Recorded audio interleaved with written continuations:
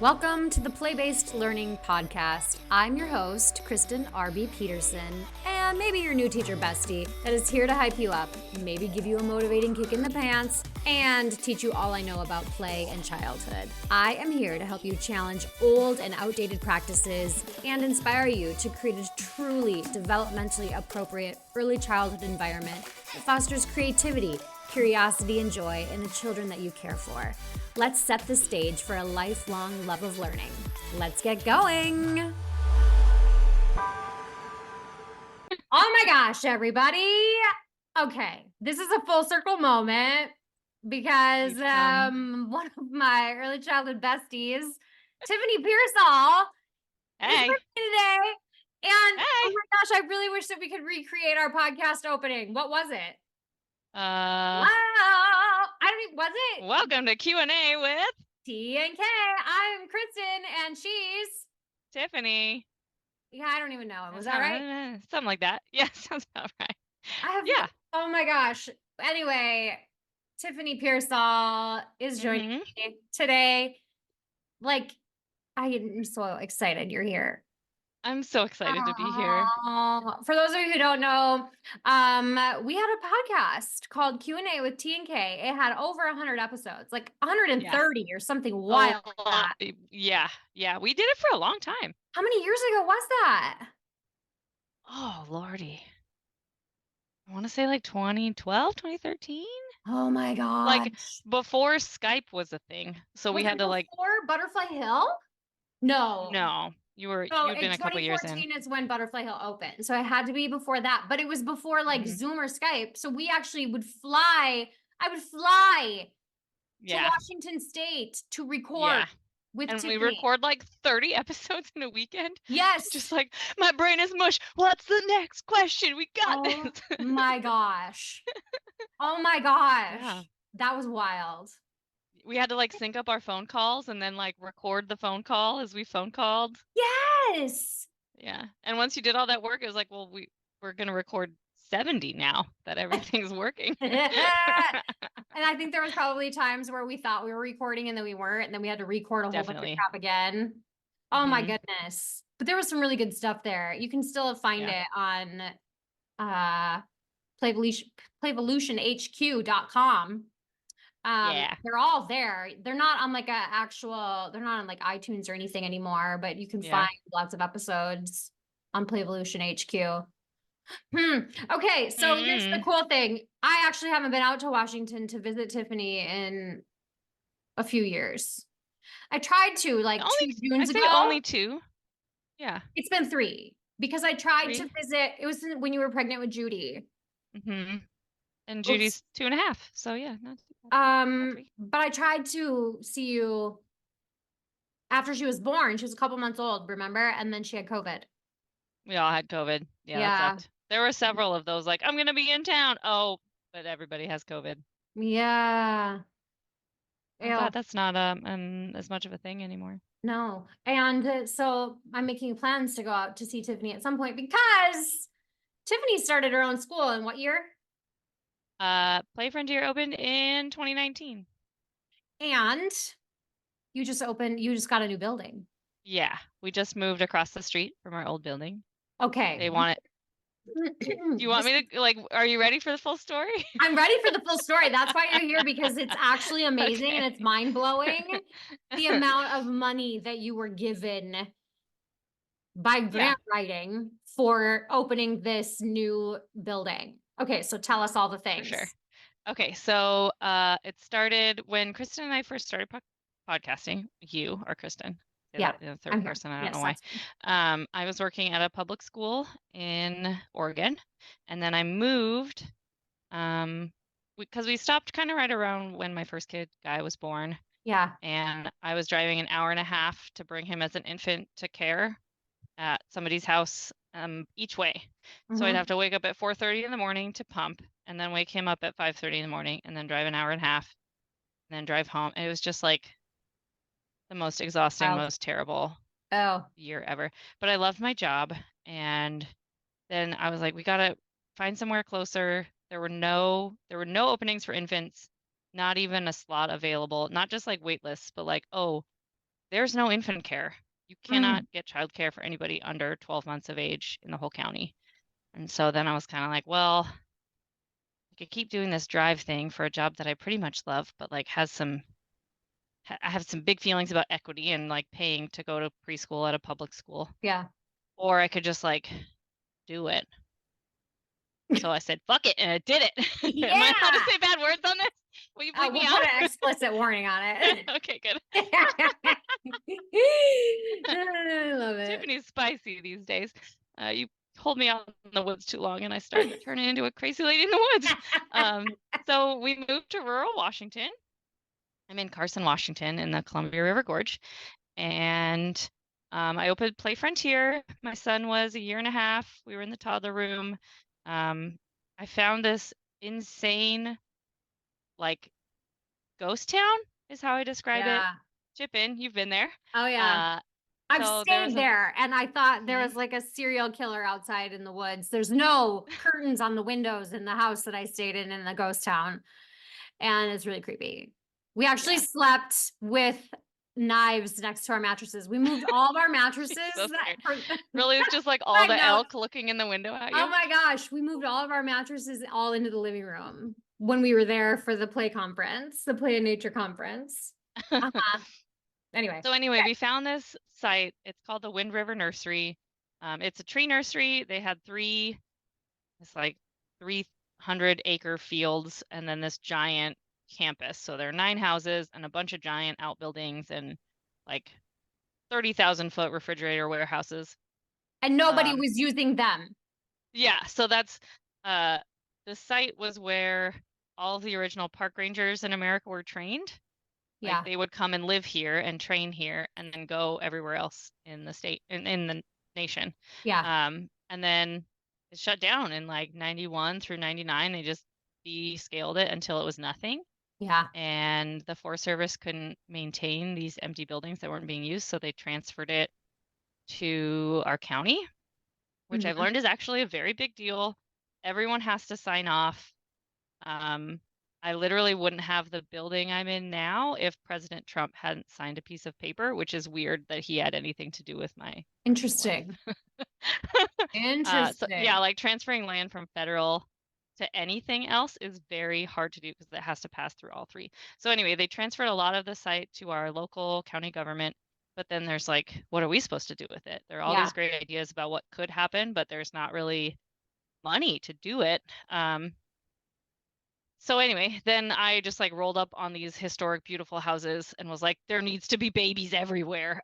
So that started me out. We started in the break room of one of the 30,000 square foot warehouses. The break room itself was 4,000 square feet. Oh wait, so that's what Play Frontier, it was a break room when you started? That was the break room. That's how big this facility is. The break room was 3 classrooms, a kitchen, roll my eyes. It's like a sink and a fridge. Yeah. And 2 bathrooms. And at the time it was like, well, why would you ever want to, like, nobody lives out here. People are going to have to drive far. Who's going to drive that far? But we're in the national forest. We can walk to the Pacific Crest Trail. We can walk to the Wind River Arboretum, which is the largest arboretum west of the Mississippi that no one knows about. I do. I've been there. Now you do. I have been there and like seen the marks in the giant trees where they had tried to, like, where they cut them down at some points. Yeah. And that would be, those are pre-Yakult burn trees. So that's like 1912. Oh my gosh. Those marks were made. It's wild.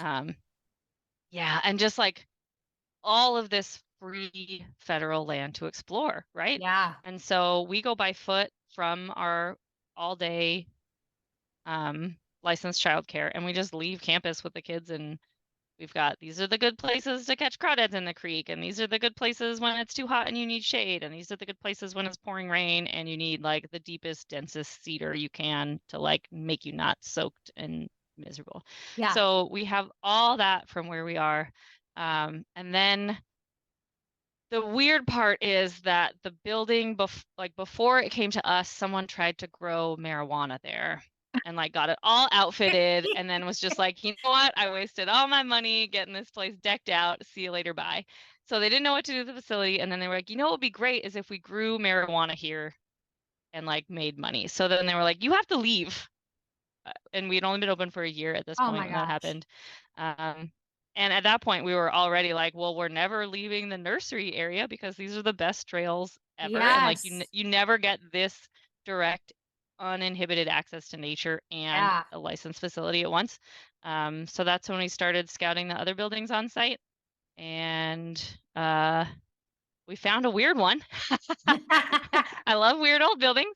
So we found one, and it's literally across the street from our old location. We worked with the county and our local EEC and our local ESD 112 education district, and we wrote a grant, and we crossed our fingers, and we got a big grant to do it. Can we tell people how much it was? Yeah, so the Washington Department of Commerce gave us $1 million to fix this building. $1 million. And it sounds like so much, but as soon as you start counting up how much each heat pump in the dang building costs, like it took a lot of Tiffany and Grandpa Guy painting stuff on the weekends, and my you know, like gosh. thank goodness there's a tractor down the road that we like, and thank goodness that Henry's dad owns a skid steer. Like it was a big community effort to get it over the finish line.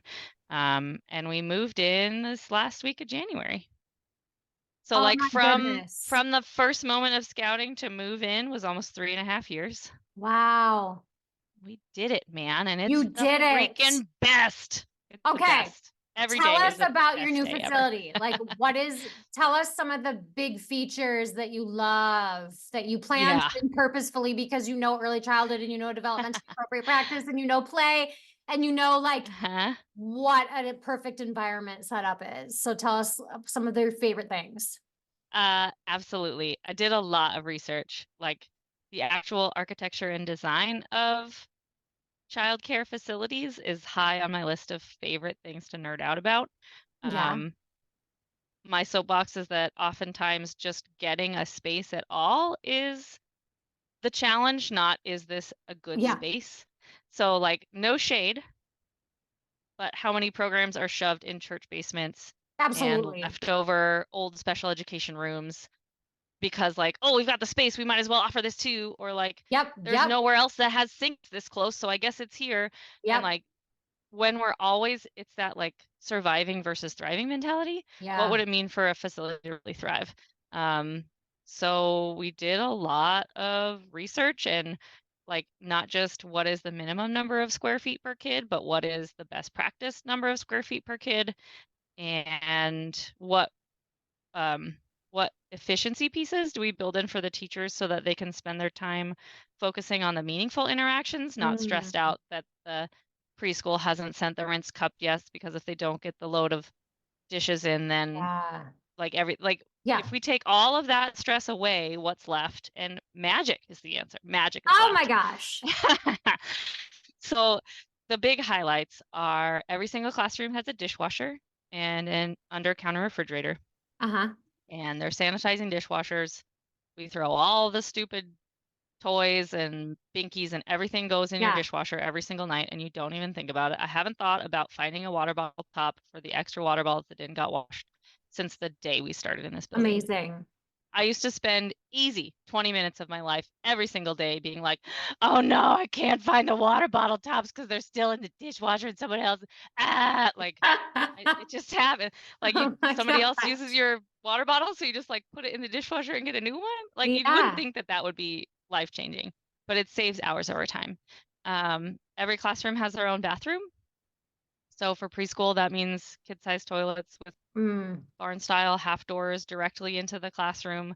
There's no, like the supervision is just, another thing that easy, I'd spend an hour of my day stressing out about who's in the bathroom together, who's going to step in. Can I leave this art project to go supervise the bathroom? No, I can't. So do I ask you to hold it? But you're potty training, so you got to go like right now. Like I haven't had a single one of those thoughts since the day we moved into this building. My gosh. Because your anxiety level, I'm sure, has just like gone down. Just like, chill, brah. We Wow. got this, brah. Oh my goodness. Other important things. Every classroom has their own attached outdoor place. So their playground is just theirs and Amazing. fenced and just attached to their classroom. Do you do like, can they go in and out on as they please? Do you have the capability to do that? Yeah, man. We're one of the only Ooh. programs in Washington State. We can prop both double doors, and as long as you have sight and sound, you can be in or out. Oh As long as my you can see gosh. and hear all the kids. Have you done that? Uh, Is the weather cooperating right now that you've been able to try that? yes. Last Really? week it was just like, this is lovely. Oh It's my so nice. gosh. It's so nice. When it's really cold and really rainy, we still have like, come out if you want. There's a teacher outside. But Oh my gosh. oh, for those That is so 3 seasons amazing. out of the year that it's not snowing 3 feet of snow in a day. It's Right. great. Oh my Uh, goodness. yeah, we also Also, have big oh, porches. There's more. okay. Each classroom has their own porch with enough square footage to do full meal service outside. Whoa. Which because of the rain, we're like just now getting into nice enough weather to like eat snack out in the afternoon as the Yeah. clouds burn off and that kind of thing. But we can just bring our tables outside through that big double door, baby, and just eat out there. Oh my goodness. We're working up to napping outside, Ooh, but that's gonna be like magical. there's also this like it's gonna be magical, and if you don't sleep and you want to run around crazy, we want space to have that happen. So Yeah. we'll Yeah. see how we get. We'll see how we Yeah. get there. So each class has that as well. And then off the Okay. porch is our fire escape route, which is a double slide for each. We tested it. The emergency crib fits down them, so it counts. Oh my gosh, no way. Yeah, way. It's the best. Oh my gosh, I Yeah, love that so much. yeah, Like, roll the cribs out down the slide. yeah. That is so funny. If you needed to, you could. Yeah, Is that the best plan? I don't know. I mean, you never know where you're but gonna it need passed. that. But it passed, yeah. That's amazing. Honestly, nobody even questioned it or doubted it. They were It just didn't like, even oh, come up, and I was like, I spent a lot of time making sure that the like width and rise over run of these slides matched what would be acceptable. I wish you would double check my math. oh my gosh. Oh wow. Who would have thought that you would have been doing rise over run and slides and Oh baby yeah. cribs? Oh my I goodness. was ready to just make my own metal slides, but then I was like, but they're in the sun. These are gonna be Yeah. the spiciest slide. Like, they don't want to burn Yeah. baby butts, especially because they're No. all like in their diapers in the summertime, Yeah. like running around. So we opted for a dark green. We found the right ones. Oh my gosh. Okay. Yeah. Okay, what else? Each playground has real trees. Our last playground was a like asphalt commercial parking Parking lot lot. that we Yeah. had dumped bark chip on, and they wouldn't let us dig anything up, and they wouldn't let us like bring anything huge or meaningful. So it was kind of like, well, I Yeah. guess we're just gonna hang with this until we can go to the trees next door. Yeah, yeah. Um, So you have real and there's trees. actually one of the nursery fields is next to us, and the Yeah. elk herd that lives in our area has been coming by every day. Oh my And they gosh. just like munch grass in the sunshine, and the kids are like, "Good morning, elk," and I'm like, "This is magic." Like, I don't. Wow. Just like Yeah, wild elk. Just like hanging out. yeah, a herd of wild elk, just hanging out, man, That's amazing. just hanging out. Oh my Yeah, gosh. What kind of trees are they? mostly Doug fir. We've got one giant sugar pine on the Mhm. top of it. We have like a big hill in the yard, Yeah. which is great. Bev Boss said every childhood needs a ditch, and I think every childhood needs a hill as well. Yeah. But on the very top of it is this sugar pine tree. And Oh my so, and goodness. they like dug this really deep hole in the hill. So they call it the volcano. And I was like, well, what's the name of the volcano? And one of the kids was like, well, I call it Mount Pine because there's a pine tree. And then another kid was like, oh, you mean Debbie? So Debbie? Debbie, AKA Mount Pine. Oh my gosh.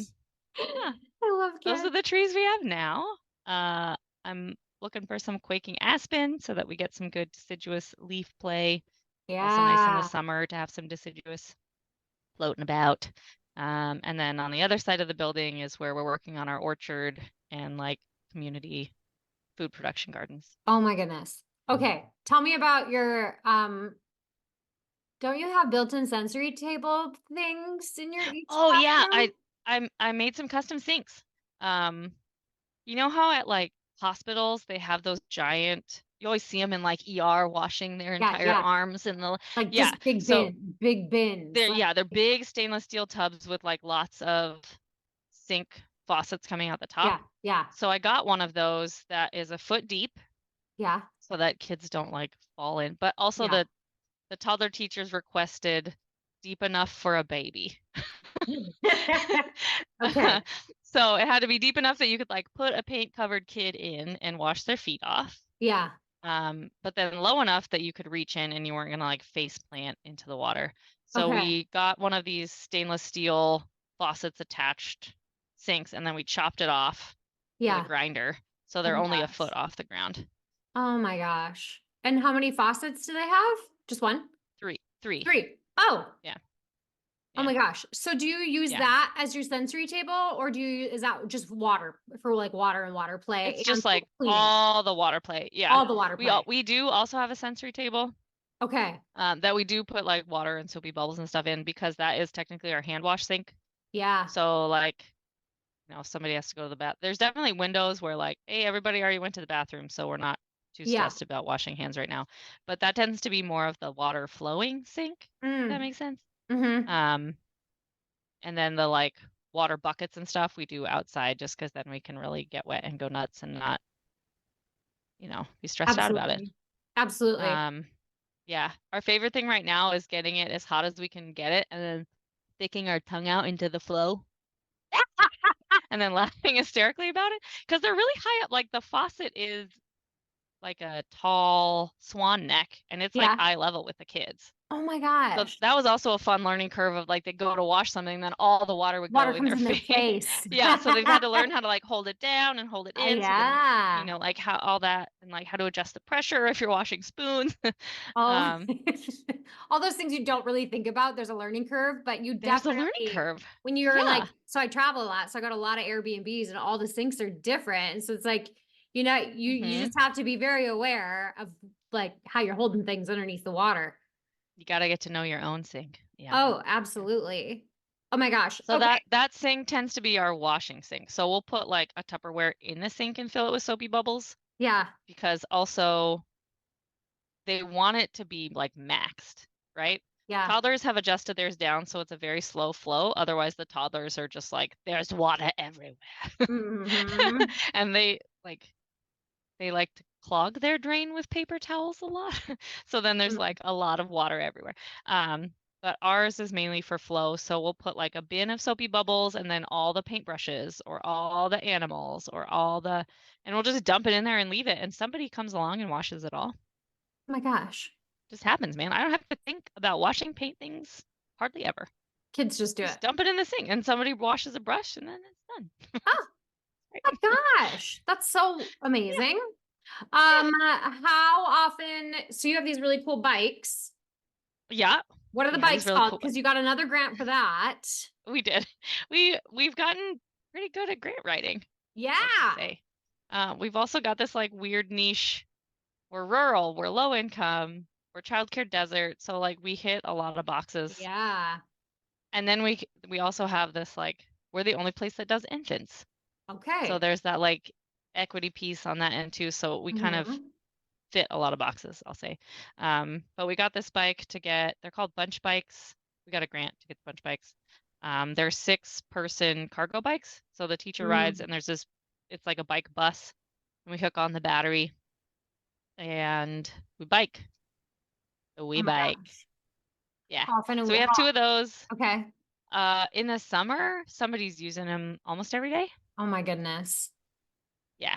That is so cool. Because we can get to several places on foot, but if you're 3, Yeah. you have to walk for 20 minutes to get there, and then you do a walk when you're there, and then you have to walk home. It's like, yeah, that's not good. I want to save the energy for The actual hike in the woods. the actual hike in the woods. Yeah.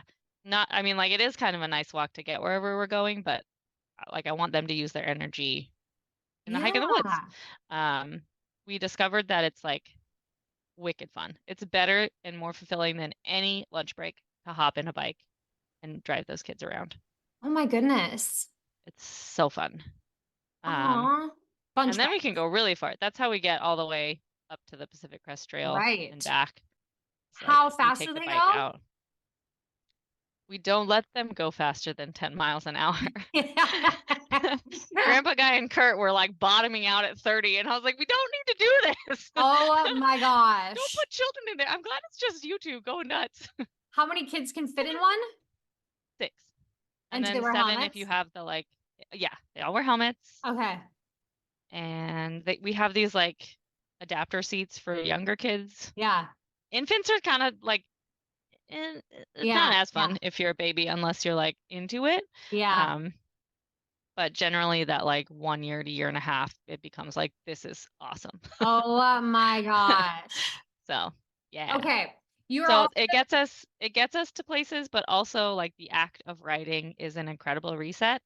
So if you're having just like a struggle bus kind of day where just like, oh, everyone is miserable and like you don't have enough time to do everything and like, oh no, 8 people have pooped in 4 minutes, like just go on the bikes for 20 minutes and you come back and everybody's just like, I'll have a rest now, thank you. Like it's just so nice. We don't really bike in the winter time because like if I need studded tires, then I'm not gonna. No. We also have like if the snow is deeper than a teacher's knees, then we won't go out in it because we have such that like the kids will be able to just run off and then you can't keep up. Yeah. And so we kind of have to wait till the snow melts, which our official snow melt day was last Tuesday. Amazing. There's still a weird pile of snow in our parking lot. But most of the snow is gone. But most of it's gone, yeah. Is the grass turning green? Yeah. Oh, amazing. Yeah, we still got some snow here, a little bit. Yeah. But hopefully it'll be gone within the next few days. Okay, you are the queen of Facebook Marketplace finds. Yeah. Tell us some of your favorite finds that you have found online, or like Craigslist, whatever you use. Like, tell us some of the cool things that you have come across and have in your program. One of my favorites is this old beer brewing tank. Yep. And it looks just like a giant steel drum with a hole in it. And the kids call it the rocket ship. It does. It looks like a rocket pod. It looks just like something that would land on the moon. Mm-hmm. We fit like 3 kids in it comfortably, 4 kids if they really want to cram in for some reason. And it's just like a giant bell too. So sitting inside and banging on things is just like, whoa, man. Oh, yeah. Auditory experience. That's one of my favorites. That's definitely one of my favorites. One time we got this magic bike. We called it that somebody found in a junk pile, and it was like a very tiny 2-wheeler bike. Oh. It was the size of a Strider bike, but an actual 2-wheeler bike. Yeah. And the day it went on the playground, every single kid learned how to ride a 2-wheeler bike. Oh my gosh. Guy was like barely 3. Like by the end of the day, every kid could ride a 2-wheeler. And I was like, what's happening here? So that's one of my favorite finds. I'm trying to think of like what other. Do you still have the alligator? Oh yeah, the alligator's a good one. Yeah. Somebody did some chainsaw art and carved like this really long gator that we used as a bridge. And we had a mud pit under it that we call the gator pit. And I saw it pop up on Marketplace and I was like, I need this gator. Yeah. And then I was text me your address. I'll be there whenever. Oh yeah, you have to haul it though, because it weighs 1,000 pounds. No. And it was 5 houses down the street from us. Oh my gosh. Oh yeah, my grandnephew goes to your school. Yeah, you're gonna have the gator. Okay, cool. It's seen better days. It got attacked with a shovel last year. A very quick burst of, hey, this is decaying, let's pick it apart moment. But I have some dreams. I saved all the eyeball, like one of the eyeballs got knocked off. But I saved them all. I think we can like refill it with resin. Yeah, you could. And then I think it would be like a sick golden gator. Like we could do some cool. Ooh, I yeah, think it would be. we can upgrade the gator. I just picked up a playground. It's one of the, it's like a big metal airplane teeter-totter thing Yeah, yeah.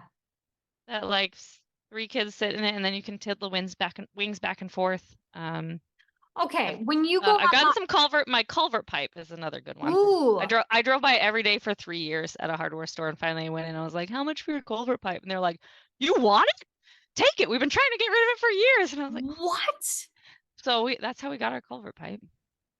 Okay, what do you search? Like, what's your Yeah, search keywords that you I search set for? alerts. I have a vintage playground alert, Okay. and I have a culvert pipe alert. Just like if you find a good culvert, you gotta get the culvert.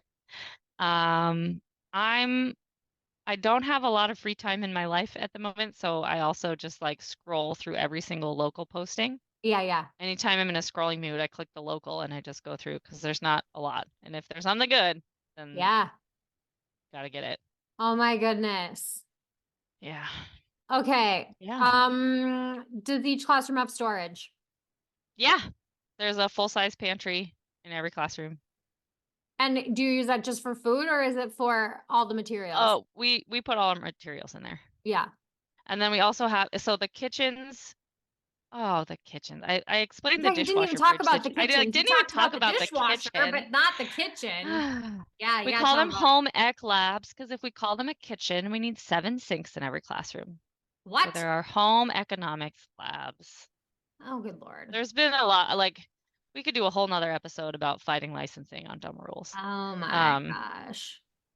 So there's a full, like, 8x10 kitchen in every classroom with a L-shaped counter and a triple well sink and like the spray hosey nozzle, and then cabinets underneath and cabinets up top. So you can stand in the Yeah, kitchen and see the whole room. you can stand at the kitchen sink specifically. So Yeah. the sink faces out into the whole classroom, Okay. so that you never have to turn your back to do dishes. Yeah. And they're closed off to the kids. No. No. So the kids can hang Mm, out yeah. around the kitchen. Oh yeah. Yeah. We all know the dishwasher. This is preschool. Yeah. Toddlers, it's open to toddlers too. Yeah. And then infants close theirs off because that's, Yeah. you don't want to wet floor baby No. belly No. unless you're like purposefully. Did you do Yeah. anything specific for that infant room that's different than the other rooms? They don't have a toilet. Well, yeah. Okay. They Yep. have they have a changing table area with a slightly, like, their changing table is also, well, both of their changing tables, because toddlers have a changing table too, are visible to the whole classroom as well. Yeah. Okay. And so that was the trickiest part, was like, how do you get a sink and a changing table so that you can see everything at all times? And a big part of that is that we never leave through the main entrance door. We always go in and out from the playground through the back door. Got it. So that's like, I don't know if you've heard of a kitchen triangle before. No. How much do you want me to nerd, baby? Okay, so I don't know if you've ever read the book or seen the movie Cheaper by the Dozen. Yes. Yeah, so that the mom, Lillian Gilbrick, what's her last? Don't know. Anyway, she was like a revolutionary industrial organizational psychologist, and she invented this thing called the kitchen triangle. She had 12 kids, technically 11 kids at the book time, and like she had to be able to do all the things quickly.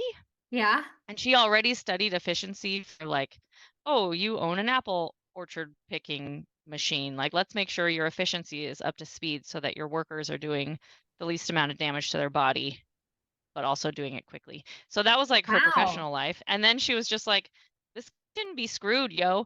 So the idea that your sink and your refrigerator and your dishwasher need to be in like a nice triangle across from each other, so that you have this efficiency cycle of like the dishes go here and then I use them for cooking and then I put the food away, but then I get the food, and like that was her invention. She also invented standard sized cabinets and counter heights. Oh. So the reason that you can go into Home Depot and say like, I'd like to buy a counter, is because of her. Or I'd Oh like my to buy a gosh. dishwasher that fits in my cabinet is because of her. I like her a lot. But classrooms, like Wow. nobody's done that for classrooms. No. So I like when I was making the kitchens in here is when I learned about that kitchen triangle. And then I was like, but like, what's the teacher equivalent? Yeah. And I think that it's kitchen sink, bathrooms, outdoors. Yeah. If you can see all three of those things at any point, like evenly distributed in your room, you just like don't have to think about anything but having fun with the kids all day. Oh my gosh. You're so brilliant. I just spend a lot of time on this. I've done my 10,000 hours now. Oh my goodness. Oh my gosh. Okay. Really quick before we wrap up, people might be wondering how you get grants. Like, what's your secret sauce for finding grants and for getting them? Yeah. We are a nonprofit. That is Yeah. a very big, important piece. And then really understanding what you want to accomplish and why your community will be better for it. Mm-hmm. Like once you have that story to tell, it's pretty compelling. I think the other big secret sauce is that we never ask for money to just do a thing. We ask for money to start a program that will be self-sustaining by the Mm. end of the funding cycle. So a good example is we trialed some summer camps and we got a grant to pay for teachers for the first years of camp so that we could figure out how to make it work within the community and Yeah. like what are the rates that our community can afford and how do we get a licensed space so that we can get the state subsidy for it. But the goal was like, hey, here, if this works out, here's how we won't have to ask for any more money. Yeah. You gave us the start for us to make it across the finish line. And I think that's a very important piece of grant writing. Interesting. Very. Okay. Well, And also, like, you can't ask for consumables, okay. if that makes sense. Yeah. Like, people aren't going to want to give you money if then you have to come back next year and say, oh, but we need money for the same thing again. Absolutely. So, how can you, like, be smart about your own budget to say, we're going to spend this money on consumables, and then, like, we're going to get grant funding for these other things Yeah. that allow us to spend that money on consumables? Or staffing is the big one. It's very hard to get staffing money for this Huh. exact reason. Yeah. That unless you have like a dedicated funder that wants to like continuously fund you, which is really hard to find, Absolutely. that like making sure that you're being smart about like asking for the big hall blocks for the STEM project that you're working on this curriculum for versus asking for, like paint Right. supplies. Absolutely. Oh Yeah. my goodness. Okay, that's You have to be amazing clever about it. advice. Yeah. Yeah, absolutely. There's one more. Last thing I'm going to say on it. If there's a measurable outcome that you can report with, it helps a lot. So for the bunch bikes, we kept track of every single kid that went on every single ride for how long for 3 years. Oh my gosh. And so then at the end of it, we could be like, hey, we didn't reach as many kids as we thought we would, but the kids that we did reach got 5 times as many hours outside as we thought we would going to this project. So like having Wow. that like oversight to really look in retrospectively is also really helpful. Oh my goodness. You have to be really organized for that. Yeah. Ooh. I'm not that person anymore. I was Oh. voted most organized in high school. That's how cool I was. Oh my goodness. I am not that person anymore. Uh-uh. I have an amazing administrator who is, and Oh, she's the that's so one who nice. says like, "Hey, let's track this in this easy way." It's Oh, about good. systems, man. Like, Oh my what's the gosh. checklist that every classroom does every month Oh so my that it's gosh. just there? That's brilliant. Tell people where they can find you on social media and on the interwebs.